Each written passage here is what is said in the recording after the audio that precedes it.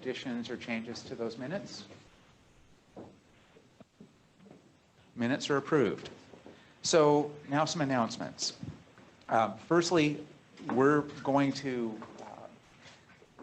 we meet monthly with the President and Provost, the Executive Committee does, and we're going to be using the Senate blog to help disseminate information out to you all when that is pressing, as well as in our remarks that we give at the beginning of the meeting. So I'm going to delay that for just a second and go through the other information items. We have a minor change bulletin number 1. That's item number 3. We have amended Senate dates, which is item number 4. The Senate dates that were approved last year had to be adjusted, and there is a December meeting, so we could get all the meetings we needed to with a sort of an odd school year. So all of those dates are on the Senate website, and Gail has mapped them out. Gail, there you are. You've mapped them out with appointments and everything. So we had some minor things in the summer, School of the Environment, syllabus revision, some rule updates, minor rule updates, and then we had to do a couple of faculty manual typographical changes that occurred over the summer, primarily to make it readable, and we left out a couple of sort of key words, but the faculty manual revision and the red line is as an information item. And so number 6 is the Steering Committee and Faculty Affairs Committee have approved the Notice of Intent in accordance with the Memorandum of Understanding to approve the NOI on the creation of the School of Information. So we have any questions on that as an information item? I'm just curious as to when that will be discussed at Senate. So and Matt is here to discuss, Matt Jockers, the Dean of College of Arts and Sciences. So the process as we understand it from the Provost Office is that the Provost Office sends it to the Senate Senate Executive Committee. Senate Executive Committee as a minimum with Faculty Affairs Committee vote on it. And ultimately the decision is at the level of the college since it's a college controlled change per the MOU. Okay, because I was told that it hadn't been voted on in the Executive Committee. It has. It has, okay. Yes. Okay. Excuse me, I would like some opportunity because according to the NOI, it says that other departments won't be affected, but actually I as the chair of English and Charles Moore as the chair of Math and Statistics will be affected, but it doesn't come before Senate, and we were left out of the conversations that took place during the spring. So the committee, as I understand it, that put together the NOI working with the Provost Office had representation from both English and Math and all of, they had Dean Jockers, do you have a list of the faculty who participated on that? Yep. Kim Christian, who's the director of DTC. Hey, can we mic? Amy, can we mic? Oh, sorry.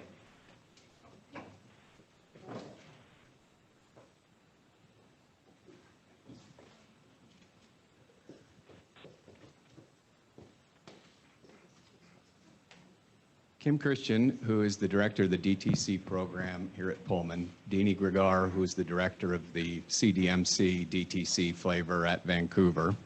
Nella Ludlow, who's the director of the data analytics program. John Schneider, Senna Creston from Tri-Cities campus. Squeak Meisel from Fine Arts. Tom Rotolo, Kevin Vixie, Christine Horn, and Michael Forbes. Physics, sociology, math. Donna, was there some concern that this wasn't a representative committee? Yes, I'm just saying that they were all sworn to confidentiality, so it was kept secret from the faculty, and it's a violation of the policy of the American Association of University Professors to have faculty representatives that are sworn to confidentiality, because that therefore means that they can't represent the faculty. Sworn to confidentiality? Yeah, they were told that they could not discuss it with their colleagues, and so the chairs of the departments were not privy to the discussions, and we found out by accident when we were in Vancouver. Dean Jockers? Sure. Mike, please. Again, sorry, we gotta just keep passing the mic back. It's true that during the first couple of meetings, I asked that those remain confidential because we were just entertaining an idea. After the committee determined that the course of action would be to move in the direction of an iSchool, they were free to talk, and I encouraged them to talk to their colleagues. And as far as I know, this was widely disseminated through the provost office, and I guess I think that we are following I don't believe that any of the stuff that I saw there was any confidentiality surrounding it. Yeah, I was told by the members that they were sworn to confidentiality for the entire semester, so. I think the dean who constructed the committee would differ with that opinion. Do you have a suggestion? I do wish that we could proceed a little more slowly on this because there are all kinds of rumors. I was most recently told that they had heard that the new iSchool would be housed in math, which was a complete surprise to the chair of math and statistics. So yeah, I just hope that we can have a little more openness and transparency. I would just say that I've had several colleagues, non-tenure track colleagues in English or perhaps housed in English who work within DTC that feel like a lot of this has happened without their knowledge or understanding even. There's such a widespread miscommunication, misunderstanding, conflicting ideas and communication. And I think that, you know, Dean Jockers, you said that a couple of the members of the committee were key components to DTC, but I think there's been some concerns that that information hasn't been disseminated to the colleagues appropriately, and I would be concerned in any program that's going to move from an umbrella program to its own program that the bulk of the faculty that are non-tenure track faculty don't have any sense of what's going on, not to mention shared governance, but just no awareness of what's happening. They might just be being told what will happen. In my reading of the MOU, I thought in my reading of the MOU, and this is just my opinion, that the representation in the committee was broad.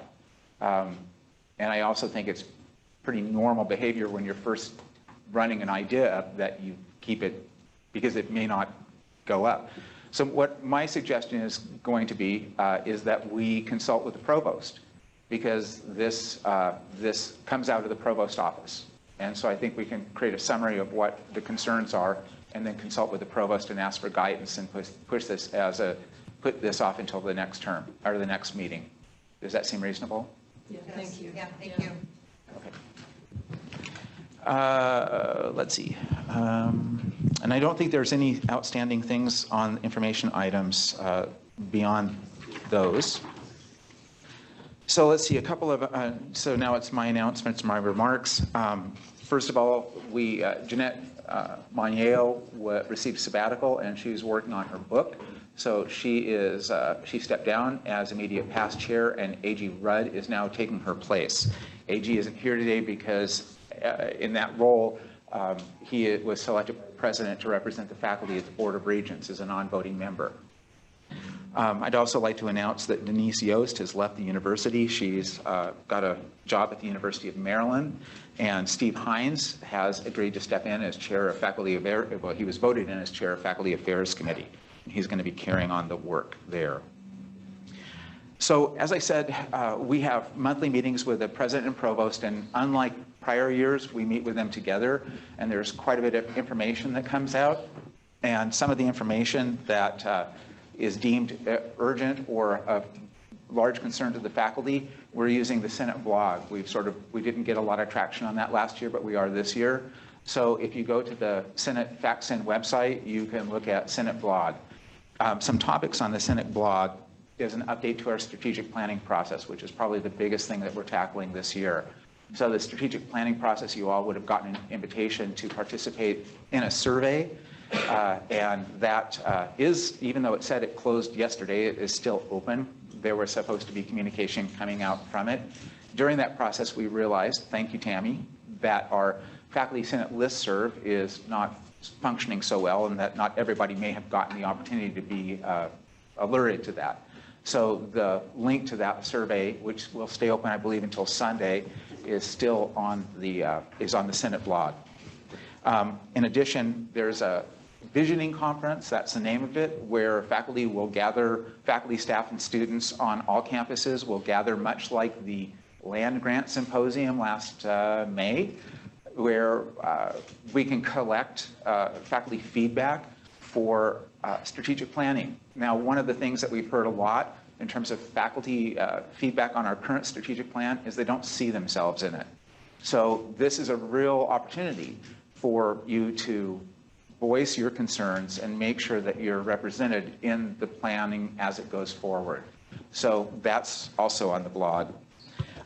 There is also an update on the Canvas LMS pilot that's going on that addressed a specific constituent concern. And lastly, there was a lot of confusion lately over what was passed in the legislature in terms of raises and what made it down to faculty raises, which was 1.5% about. And given how what the state funds and what they assume to be funded off of tuition and how those are different, I asked Stacy Pearson, who is our Vice President of Finance and Administration, to give me a summary of that so that it would be clear to you. So again, I think that we're going to try and push some of this information to the Senate blog. As always, constituent concerns remain open to lodge more specific issues.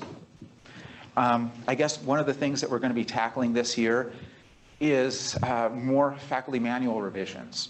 One of the things that occurred last year is we discovered in working on changes to the faculty manual that over the years, parts of it were tacked on out of order and had some internal inconsistencies.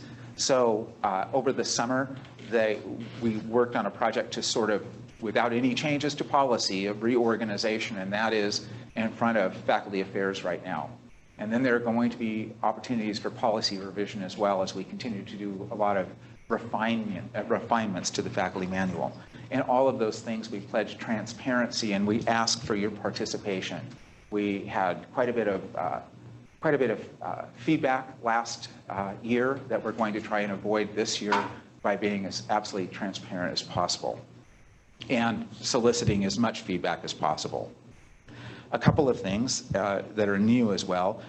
If you don't know already, that Laura Hill, who was formerly Chair of Human Development, is stepping in as the Vice Provost for Faculty Development and Affairs, and she will start in October 1st. Her participation in a lot of these things from the Provost Office will greatly help. And then, I'm going to mess it up, Melanie Newey, close enough, was serving in a role that has morphed. And can we have Melanie's slides, please, on the screen? So Melanie is now an interim Associate Vice Provost for Faculty Inclusive Excellence, and she will be in this role until May of 2020. And so Melanie was going to give us our first Senate address of the year. And I'll turn it over to you.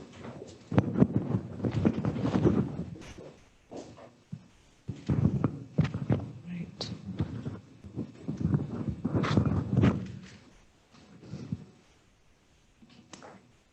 Thank you, Greg. Can you hear me?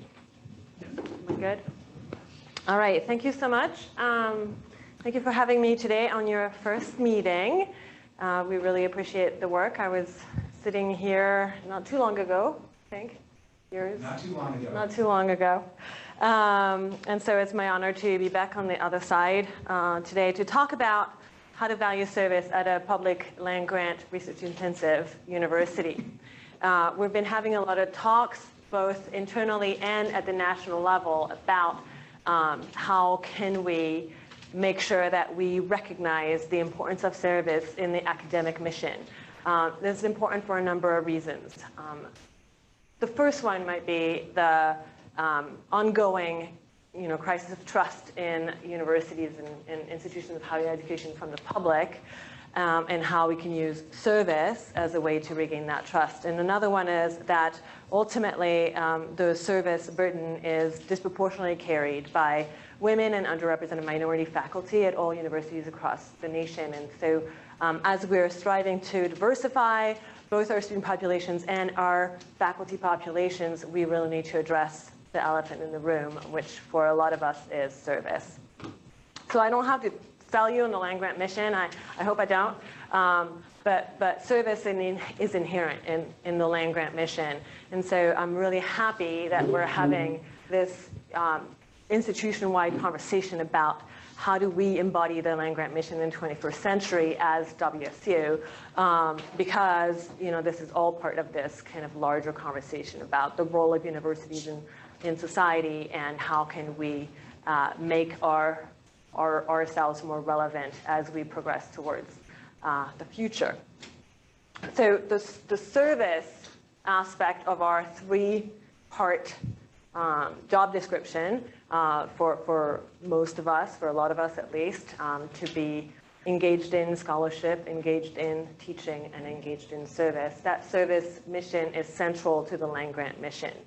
And we can see it in the Hatch Act, of course, defining extension, which can be one way that we can conceptualize service, but also further in the Moral Act, even at the beginning of it all, right?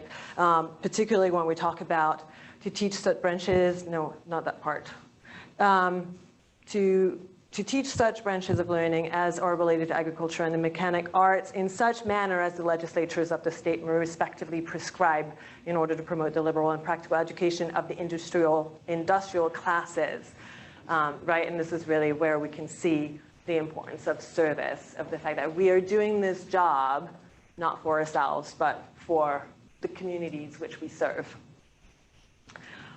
So I was lucky last year to attend a national summit on this question of changing the culture of faculty engagement in institutions of higher education, because there's truly this discussion is happening beyond the bounds of WSU in this really interesting national setting.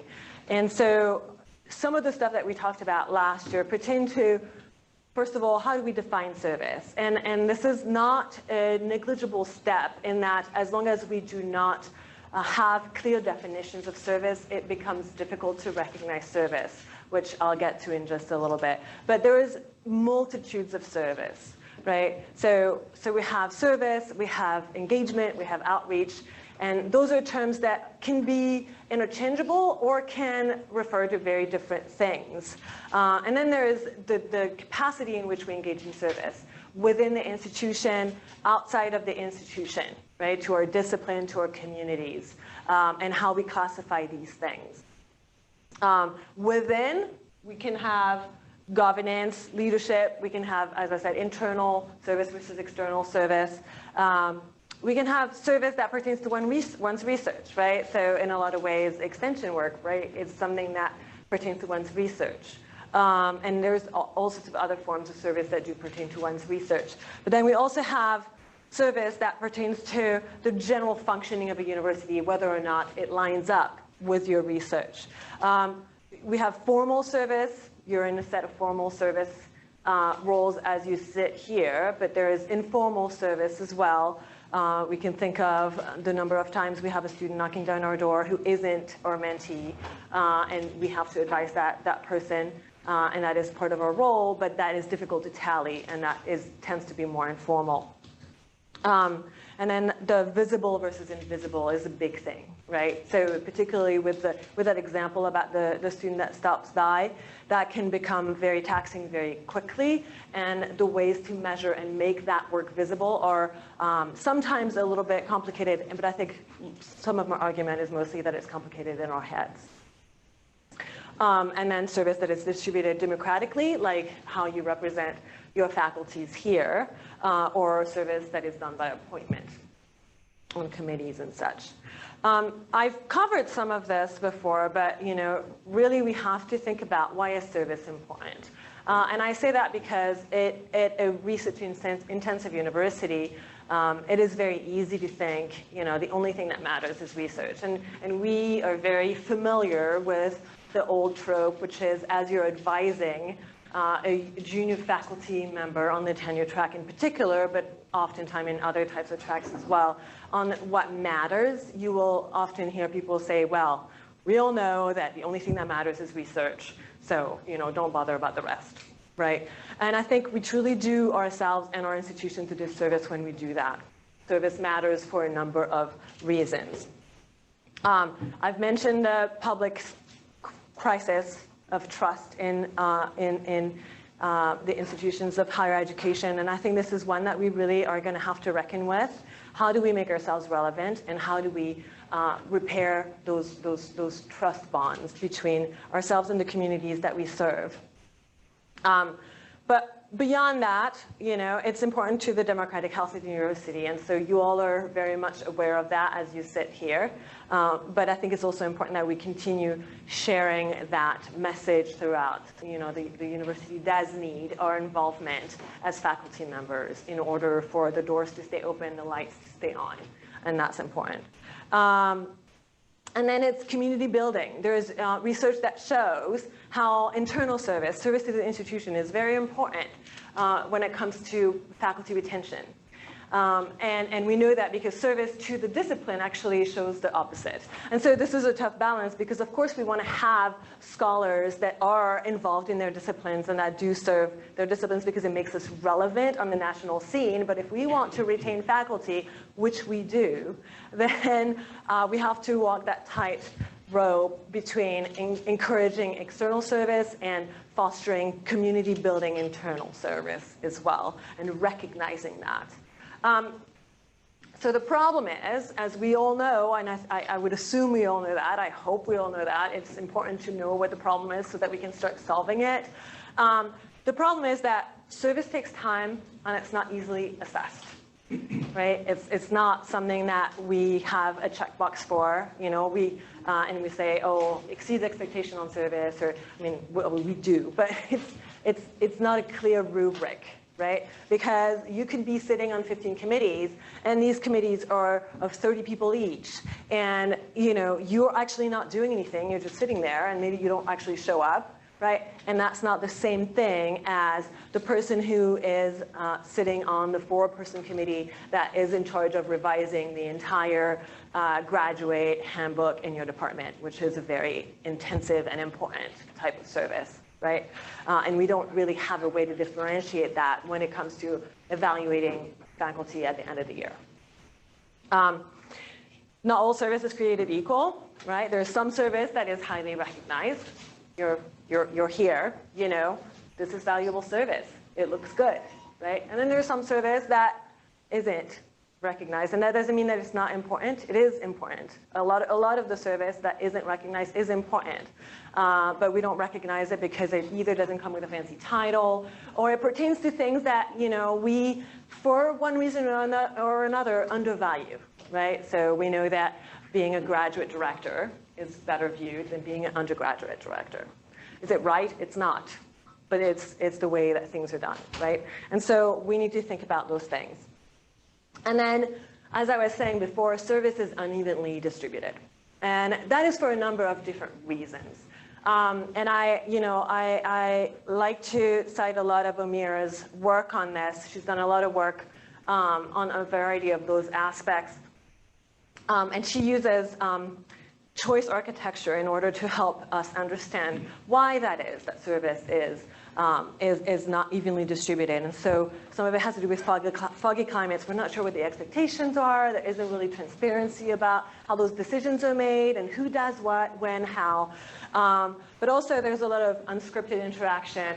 And she has a very interesting piece about the hallway ask. And when you read this piece, and it's in Inside Higher Ed, I think, and you can find it, I'm sure you will absolutely remember at least one incident in which it happened.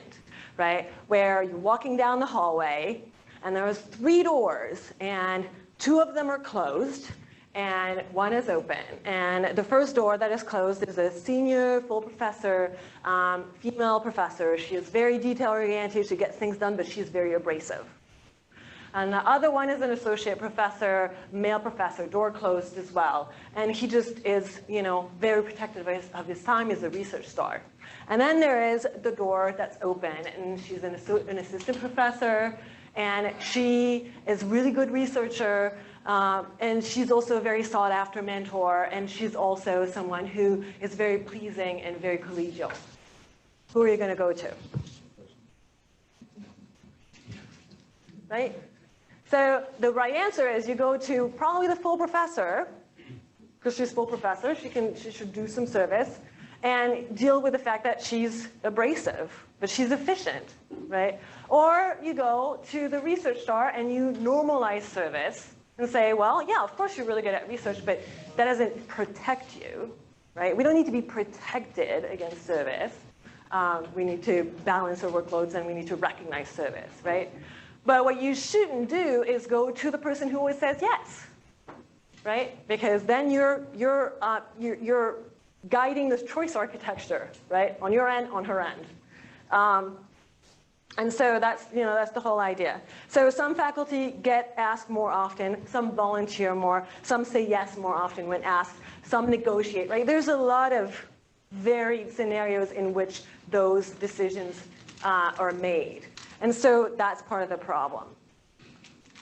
So what are some solutions? Let's get to the solutions.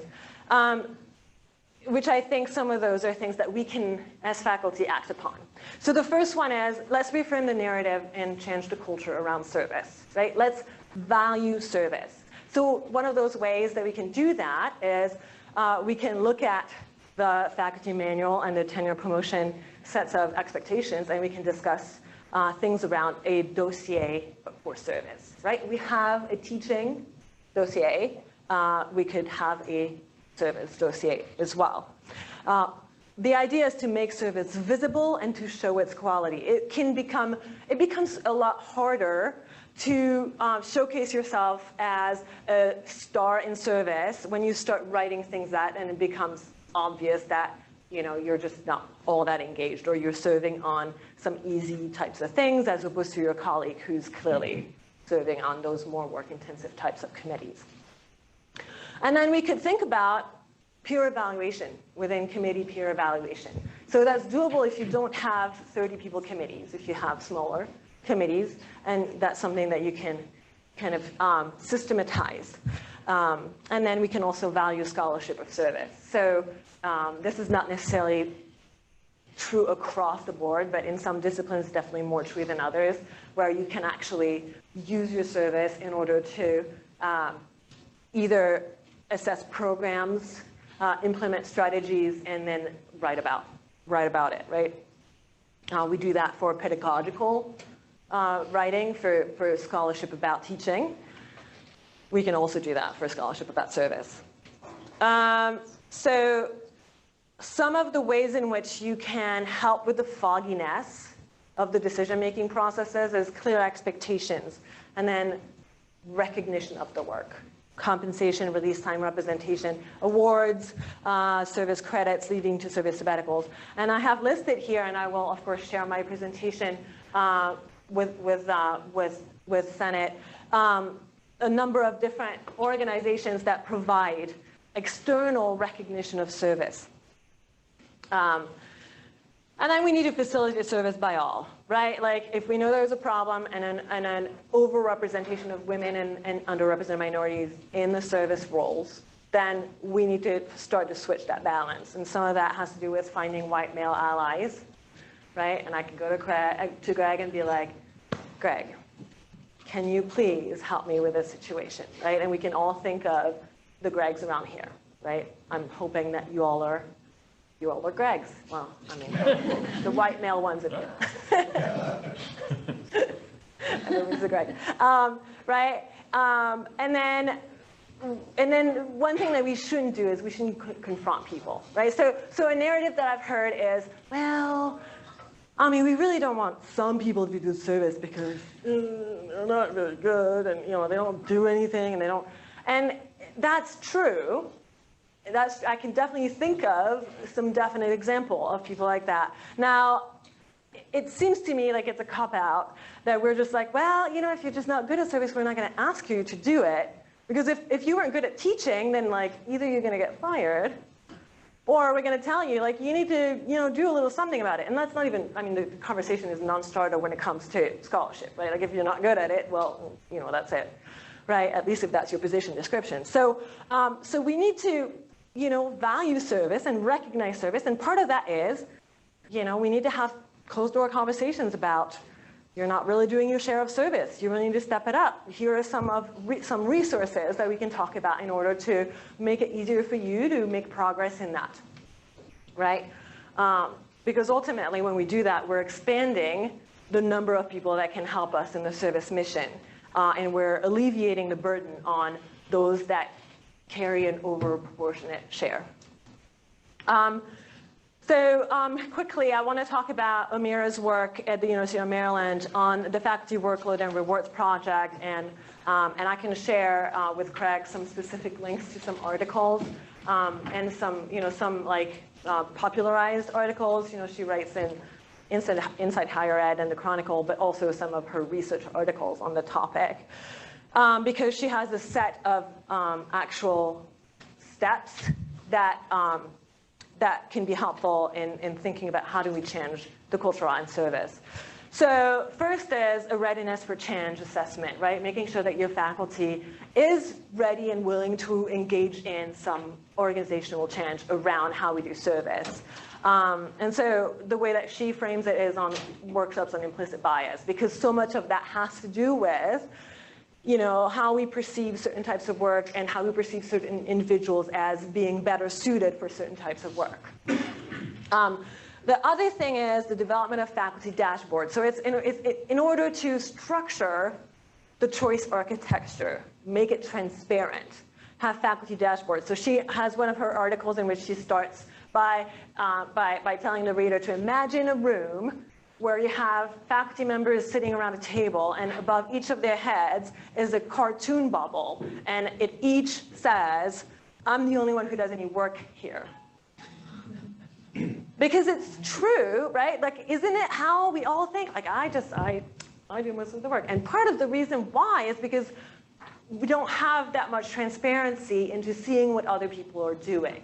And Faculty Dashboard are a system in which we can increase that transparency. And it doesn't aim at linking Melanie is on this committee and that committee and this and that. It provides kind of a broader, more aggregate level information, but that is still important and that is still helpful in helping us structuring our choices.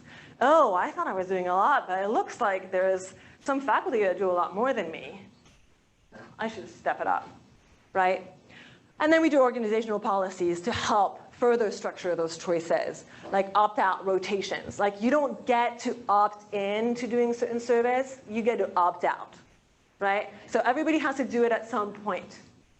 I know, for example, having talked to Dean Jockers, he's mentioned that, you know, the chairship of a department, that should be a rotation. Like, everybody should at some point do it, right? And so, you know, that's one of the things. Have a credit systems, like you do so much service, you get so much credit, and at some point you can retrieve those credits somehow, right? And then performance benchmarks, right? Like, what is the expectation and how do we rank it? How do we assess your performance based on some benchmarks about service specifically? You know, something that is talked about a lot nationally, but we've also started talking about that, especially with regard to, you know, the tracks and titles, is differentiated workloads. Like, recognizing that at some point things can shift in various ways throughout the career. And then, as I said before, small committee sizes and assigned role for each community member, that can be really helpful in ensuring that A, work gets done, B, it's easy to assess who does what, and we can have some peer evaluation going on. Of course, there is individual strategies, such as teaching people how to be better time management experts and things like that. And I think those are valuable, but I think we tend to naturally default to, you know, how can I empower you, individual X, to make those decisions in that better way or whatever. And that's great and that's important. And we also need to recognize that we're having some structural issues that we need to deal with, and the only way to address those are system strategies. So what's happening now? In November, I'll be going to the APLU annual conference, and as a member of the new advisory committee on faculty development, we will be discussing service. The APLU meeting theme this year is in service. And so it seemed like it was very fitting. And we've discussed things like a taxonomy of service, being able to really identify how much service happen out there, what are the types of service, and what is service that is not necessary. I mean, we're very good at task force at WSU. And, so that can very much go kind of mushrooming pretty quickly. Part of the issue with the overburdening of service is that sometimes we do it to ourselves. We serve on X task force, on this task force, and on this committee because these are all important things, and maybe we just need to prioritize a little bit and minimize and restructure. But in order to do that, we would have to know how much there is, right? And then do a service impact factor. You serve on the parking committee. What's the impact factor of that? I'm not going to put it out there because I don't want to judge right now. But, is it the same thing as serving on, again, I'm going to use your department's graduate studies committee, your department's undergraduate studies committee, right? Developing a service decision-making matrix, right? Like, should I say yes to this service opportunity? And then you could go am I already serving on 3 other committees? Then no. Am I a white male? Then yes. And we could imagine something like that, right? But overall, we really need to remember that if we don't do anything, it's going to keep on disadvantaging the same people and advantaging the same people, right? It disadvantages women and underrepresented minorities. We do need to change, and we do need to have institutional and cultural change, first and foremost. So I don't think we really have a choice. The matter is, when do we get started? Thank you for your time. I will be taking questions if I have time, or I can be contacted in the provost office at any time. Any questions?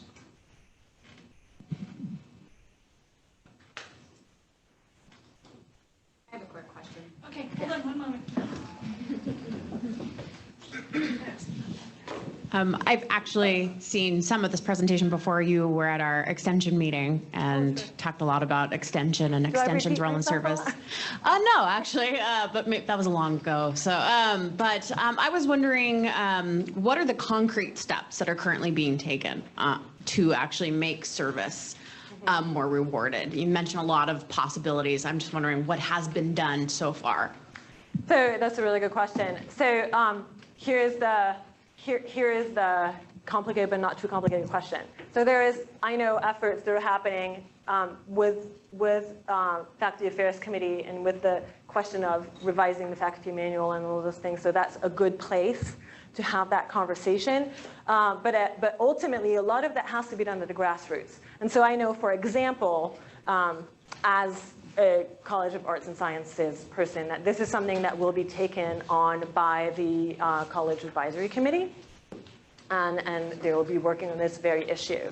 The notion of dashboards is something that needs to be implemented at the unit level, and so really at the grassroots level. So that's something that I will continue to talk about and try to facilitate the conversation about, especially with chairs and directors. Because ultimately they will be the conduit of those things. But I think you're right in the sense that leadership has a role to play, which is to set a tone and then to guide a discussion. And then things have to be implemented at the grassroots and level up. So we already started talking about it because we had our first chairs and directors meeting last week, and we were talking about tenure and promotion. And one of my big thing is when you ballot for tenure and promotion, if we want service to be recognized, then you need to ballot about service. Right? So you need to devote space on the ballot, not just about scholarship. I mean, clearly it's going to be probably the biggest portion, but it also needs to talk about teaching, and it also needs to talk about service, right? Okay. Yeah, I just wanted to follow up on that, and that question, really good question, because, some of the language around the inequities which, is a really important big piece of this, was talking about burden and stepping up and these kind of more Right. emotive, language. But our grand challenges and our whole, one of those was equity and diversity. And I really like to see, even though this has to happen on different levels and maybe grassroots is the plan, but it seems like leadership needs to recognize that institutionally we have to walk the talk of this grand challenge of equity and diversity, because when people don't do their share of service, then they're in fact not stepping up to the actual challenge of equity and diversity in our own institution. And that seems to me to be, really a problematic contradiction, if not hypocrisy, right? And so if somebody is really productive in the equity and diversity grand challenge in terms of research and grants and all of that, but they're not pulling their weight, they're really pushing it off, right, on the other folks and contributing to the inequity and problems with diversity in this institution. So I guess I would, is there conversation about connecting this to those specific, benchmarks or at a much higher level, beyond the grassroots and unit level stuff? Well, I mean, I think, so you're talking about the grand challenge, but if we talk about the Drive to 25, we can identify a number of metrics on the Drive to 25 that do map up nicely with issues of service. And so I think that is one way, right, that we are already as an institution trying to embody that, and the whole conversation about the land-grant mission as well. I think the struggle becomes, if you're having this conversation here at the leadership level, and ultimately things need to happen here, like how do you bridge those two levels, right? Like how do you really communicate in an effective way that will promote change and incentivize change? And so, I'd like to think that I can help move that needle a little bit where I am. But it's really, so having talked about this to former Provost Bernardo quite at length before, his reaction to me was always like,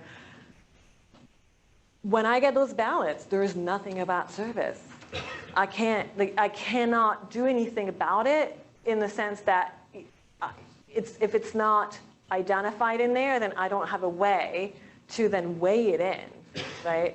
And so, I mean, we can agree or disagree with this particular point of view, but that's where I think we have more power than we think we do, right? That we can, as long as we're lined up in terms of guidelines at the various levels, then it is up to us to enforce it, and to really put meat behind it.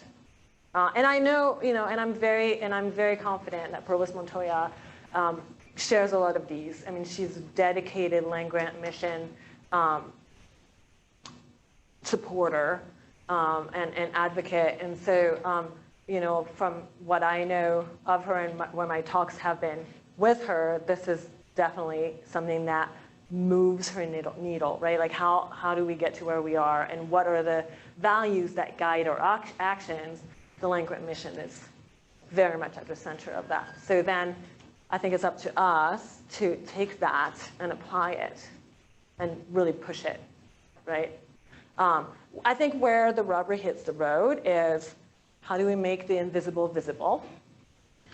And how do we recognize differentiated workloads? Meaning that, and for example, in my case, if I have a 40-40-20, 40% research, 40% teaching, and 20% service, I mean, I guess this is not my, right now, it's not my life. But, if that's my thing, then clearly, I mean, I still need to be, I still need to be doing the 40% of service, right? And so this is how do we manage that? And some of that has to do with we shift it, we spread it, right? We make sure that people that don't carry their loads do carry their loads. And the bootstrap piece, which I'm not a big fan of, but I think we do need to have one, is, and we recognize as people who do a lot of service that other people can do it. Like, we're not the only ones who can, right? That there are other people, that if we don't do it, other people will step up. But we have to trust that there is a safety net, that people will step up. And I think this is where the culture change has to happen.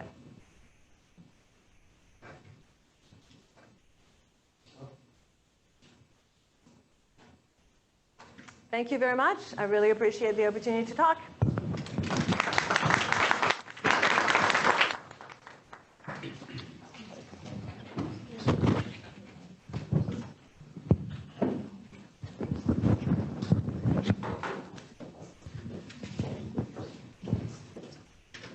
Thank you, Melanie. That was great.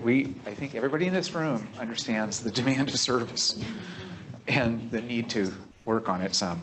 All right. Any additions or changes to the agenda? No? Okay. Agenda items. Discussion item 1, recommendation from the Graduate Studies Committee to approve Graduate Major Change Bulletin number 1, Exhibit L. And Alex and Umesh are available to discuss. I'm here. Yes. Nothing?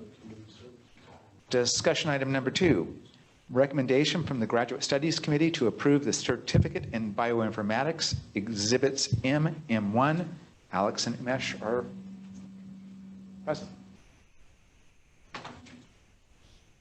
No discussion.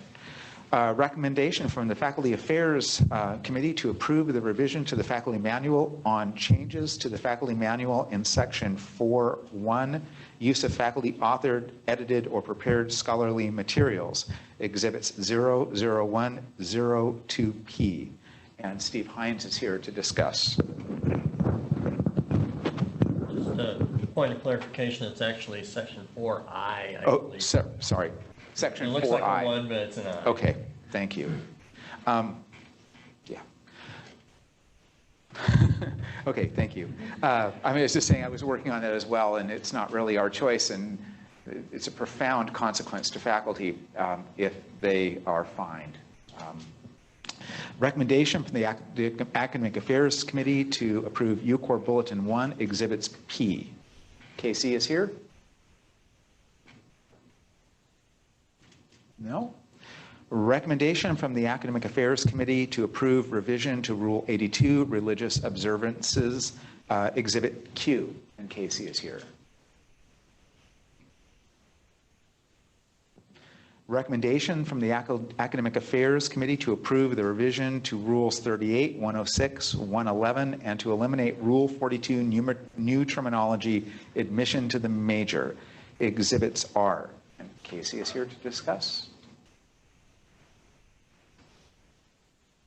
Recommendation items, or discussion item 7, a recommendation from the Professional Health Sciences Committee to approve the Elson S. Floyd College of Medicine for future academic calendar dates, Exhibit S and S1. John Mattoon is here.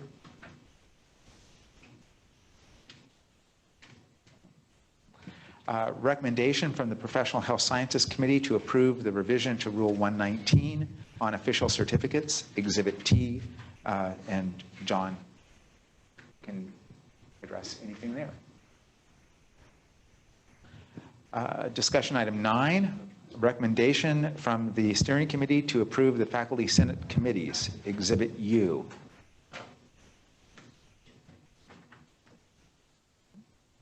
Last, recommendation from the Steering Committee to approve the revisions to the Faculty Senate Constitution to allow the WSU Everett Faculty Senate, or to allow the WSU Everett Faculty Senate representation, Exhibits V.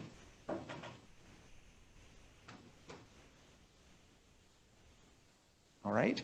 I just want to say we all really appreciate your patience as we navigate Zoom. This is new to us all.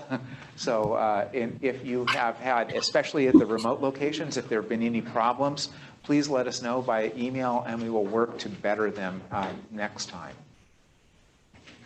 What was that? Constituent concern. Oh, yes. Thank you. I was almost done. Constituent concerns. Yes. So, sorry. Just Matt. a quick reminder, we have people at a bunch of campuses, and I'm only so fast, so if people can Yes. just wait on the Pullman campus to have the microphone before you say something. Yes. I appreciate the workout, but This is more of a recommendation than a constituent concern. I understand the faculty leadership met with the president and went over the current state of the budget in some detail over the course of the summer. We've had the president and the provost and the vice president for finance each individually address us, I think all last semester. Obviously some things have changed and evolved since then.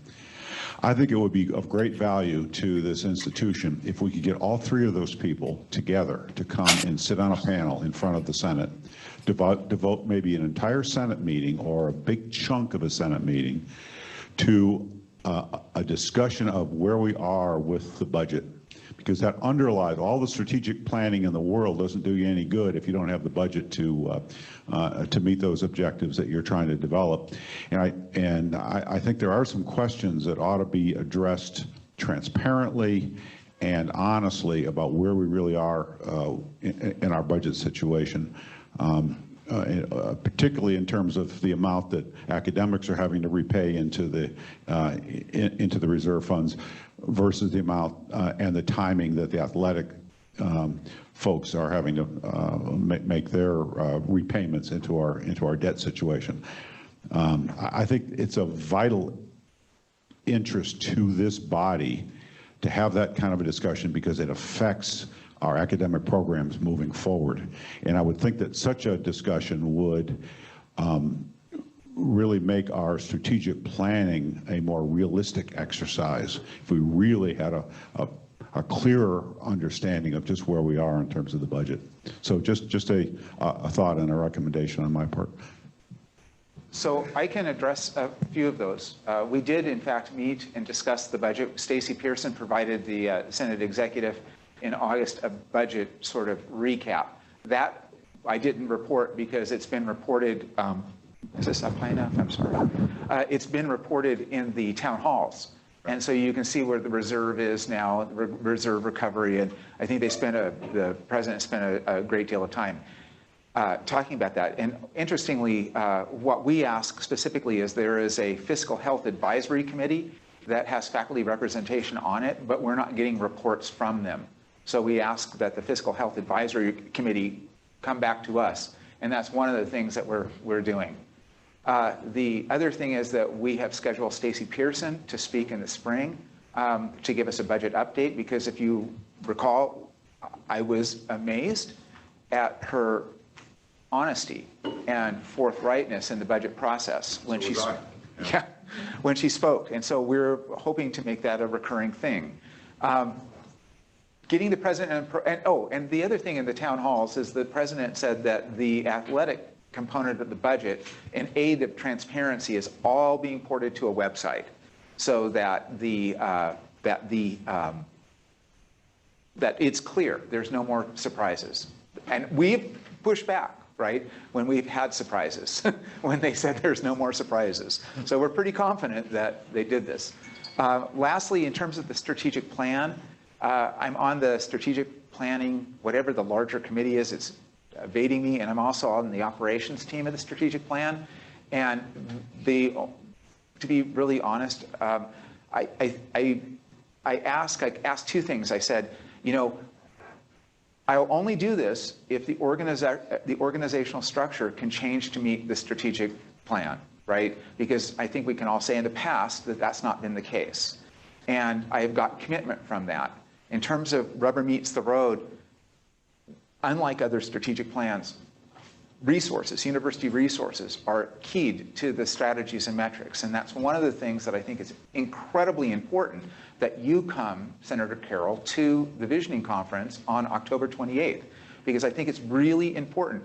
I looked at the data on that survey, which is still on, right? And the minority reporters on that survey were faculty, so mostly staff, which isn't bad. But we had like 1,100 people respond to the survey that went out to everybody. So you still have time. The link is on the Senate blog to go to the Faculty Senate website and put comments on that survey. I think it's critical that you do.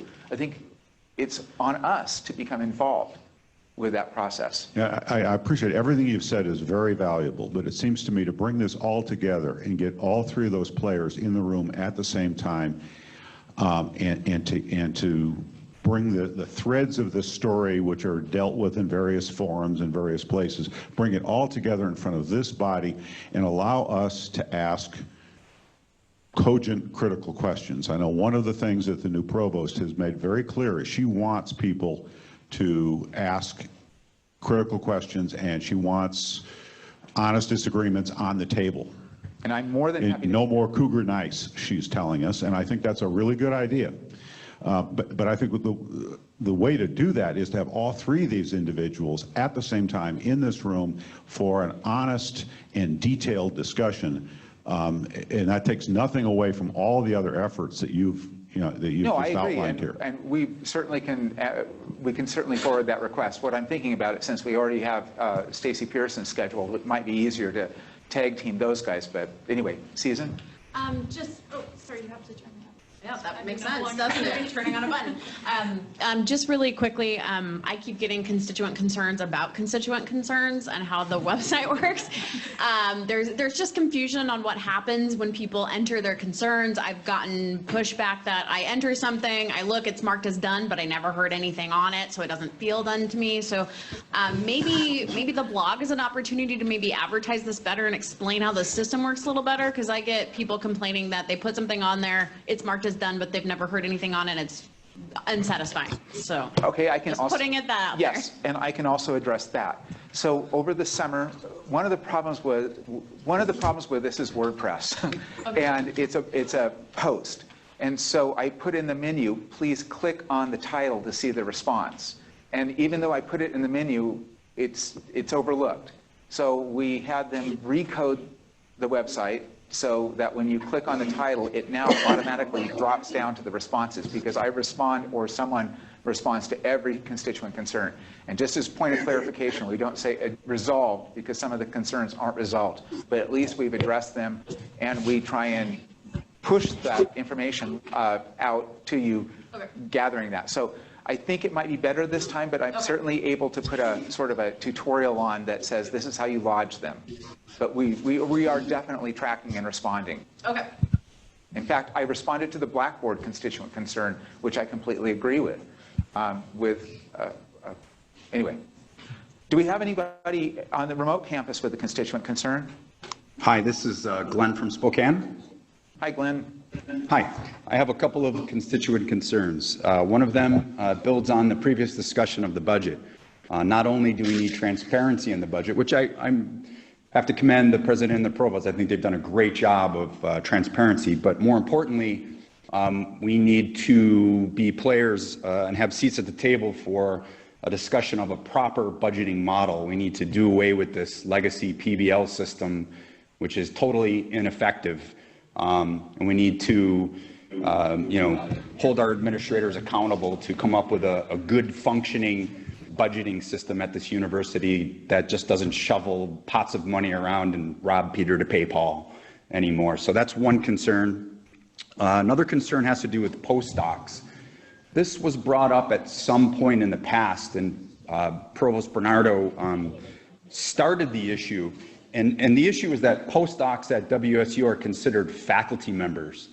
And that's not, at least in the health sciences, postdocs are not faculty members. They're pre-faculty.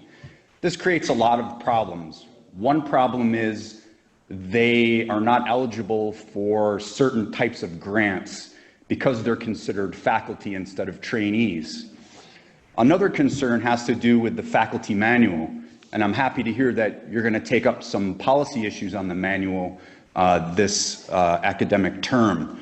So if you look in certain spots in the manual, you'll find that postdocs are actually considered students in some places and faculty in others. So, for example, page 56 on the manual, there are notations of getting credit for teaching. Item C, work with individual students.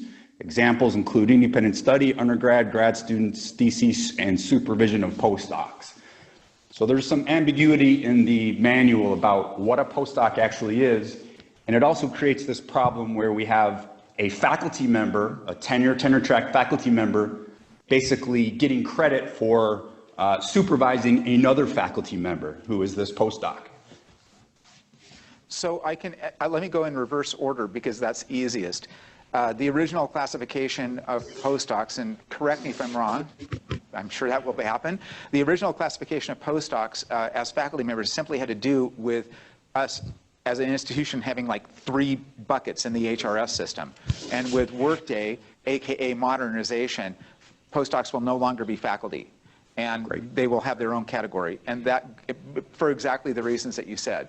And that will go, Workday goes live June 2020, I think.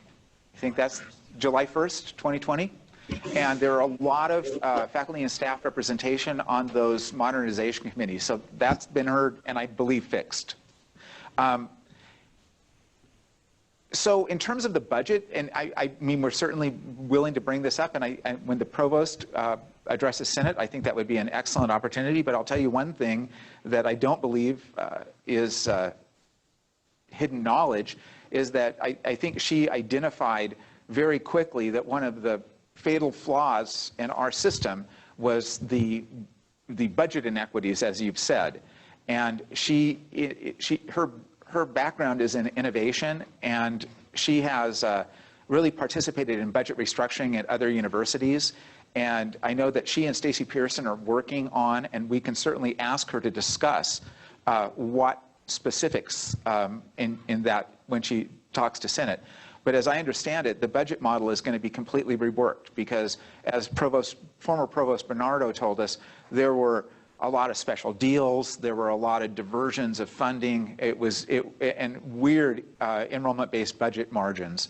So I think all of that is on the table, and I am high confidence that Provost Montoya saw that right away and has focused on that as one of her priorities in her new role. Yeah, I agree with you completely, Greg. I just want to kind of throw that out there and make sure that we as senators have a seat at the collective table in these discussions and coming up with a good functioning budget model. Right, and so I think we should ask her to discuss that in terms of Senate participation or faculty participation more broadly in that process. Our chair of budget, Greg Rose, is a member of the Budget Committee, the Fiscal Health Advisory Committee. So again, one of the problems that we have with that committee is we don't get report backs. So we don't know what's going on with the committee. So we've already asked them to be more transparent with what their process is. So we'll bring this up with our next week. We meet with the president and provost again. So we can add that certainly to the agenda. I just wanted to follow up and wondering if you could add to the discussion questions you're going to be posing is, and I think the former senator asked as well, the question of accountability. And this isn't just accountability, a question about the accountability of, say, a whole department of athletics, but actually of administrators who are in charge of budgets. Because what I've noticed at WSU is, all these budget problems and debts and the moving around of pots of money and then blaming the last guy who just left, right? And we hear it almost daily at various levels. And there seems to be no mechanism for accountability. And there even seems to be, in some cases, reward to, move on and get out of the way when the news is going to come out, So I would really want to know about accountability to new system and new structure. And related to that has to do with, like, recently there's been a bunch of conversation in the Chronicle and in higher ed, various outlets about the innovation imperative. And I think we all, or most of us, understand that change needs to happen around the budget in particular, but lots of other changes at WSU. But there's also, at the same time, this other thing going on structurally whereby every new dean, every new provost, every new administrator who has some power to around the budget has a project, right? That sparkly kind of thing that they want to implement. And in 5 years, they're gone, and this is related to the accountability. There's no accountability, and it may or may not have helped WSU, but they went on to become a president or whatever elsewhere. And I don't, I'm not like, I mean, everybody can have ambition. Obviously, that's fine. But, this kind of, is there going to be any mechanism to check, kind of innovation for innovation's sake and career promotion for individual administrators? I mean, I think obviously you can massage the language here for the first. No, I hear you. Question, but yeah, I agree. I think that we've had a lot of really weird funding models where certain things have been funded without evidence of success, and it's unsustainable. I think that Stacy would say it's simply unsustainable. So we will add this to the agenda when we talk to the president and provost next week. Again, I think that, Gail, do you remember when she's coming to Senate, Provost Montoya? I think it's like it's Halloween. Yes, I get Talk Like a Pirate Day for my first one, and she gets Halloween. So it's not just a matter of agreeing. It's about what kind of mechanisms, what can we do to have accountability for those things? How can we prevent this kind of 4 or 5 year cycle of huge change that really doesn't actually help WSU? That's not maybe part of the 20-year strategic plan. That's part of some 5 years. No, I absolutely agree. And again, and I just wanted to point out that this visioning conference, it might not have the best sounding title, but it's going to be, they're going to have tables, and you're going to go to sit around the tables, and there's going to be moderators, and people are going to be taking notes, and there'll be coffee and food. And I think there's going to be a real opportunity to participate at that level and bring those concerns up to connect it. Because if that concern isn't connected to the strategic plan, then the strategic plan is worthless, right? And none of us want to work on anything where we have a 400-page document that just sits there and does nothing. So I think that we've been very clear that we want a voice in this, and that and that's the term we're using, we'll partner with administration to move forward, right, to a sustainable model for the university. So I absolutely agree. Yes, sir. Can we get a list of speakers list going for people who are offsite? Watch the chat box.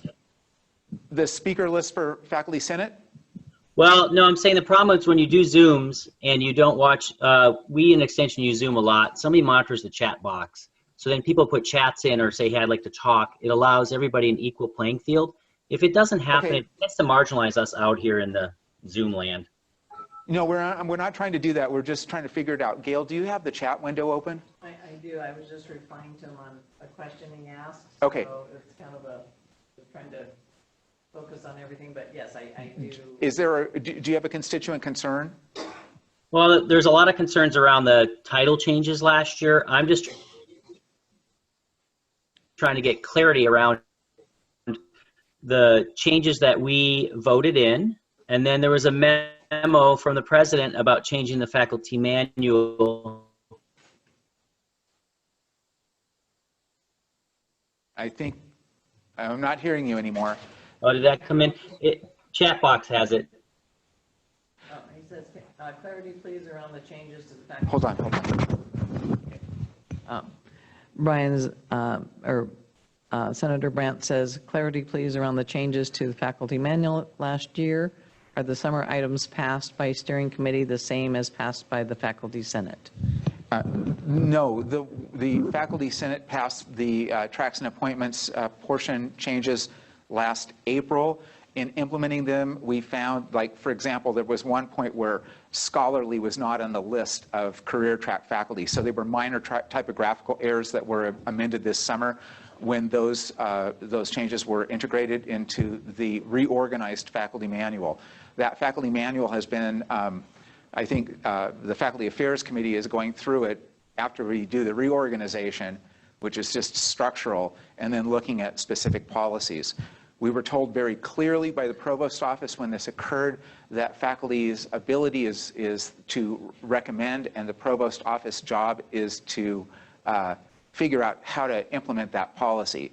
And the memo that you're referring to came from Dan Bernardo's office, not the president's office, on the implementation of that policy, and that was sent to deans and directors, I believed, and it talked about mapping current titles to future titles that won't be in effect until fall of 2020.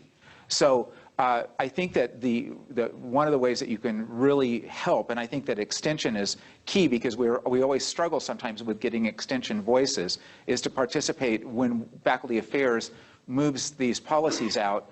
And like I said, we're going to be as absolutely transparent as possible so that the policy recommendations, the policies that we vote on are the very best policies that we can then forward to the Provost Office for implementation.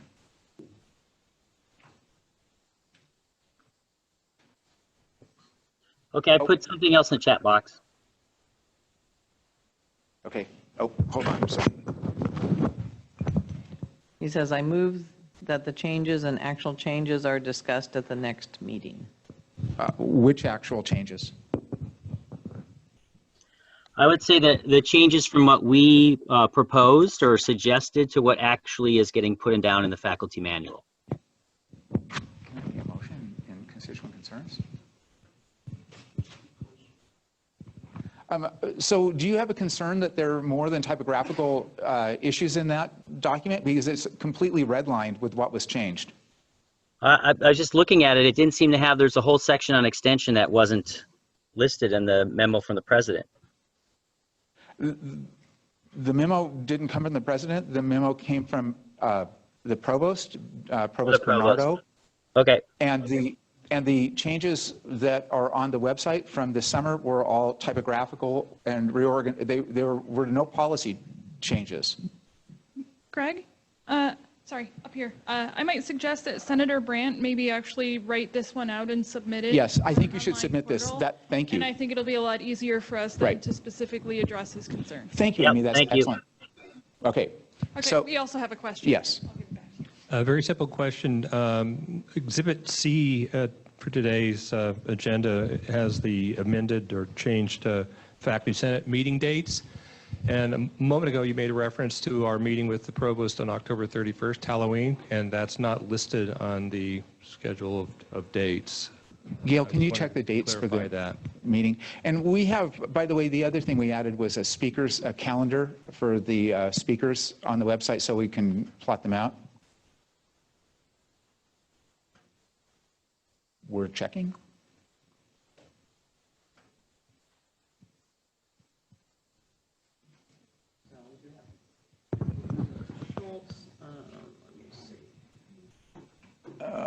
President Schultz, Provost Montana, October 31st. Of our exhibits here, and it looks like one of our meeting dates is omitted in the middle here. It goes from October 17th to November 14th. So. Okay, so that would be the mystery meeting, and we will fix that and redo it next time. Appropriate for Halloween. That was the Halloween surprise. Thank you for noting that. It's a lot of moving pieces. But the 31st, we will have the president and provost here. It's on the Senate speaker schedule. I'm sorry? It is on the... Yes, it's on the Senate speaker. We just missed a date on the meeting calendar. So any other constituent, and remember the website works great, especially for detailed concerns, and we address them as soon as possible. Nothing else? Okay, we are adjourned.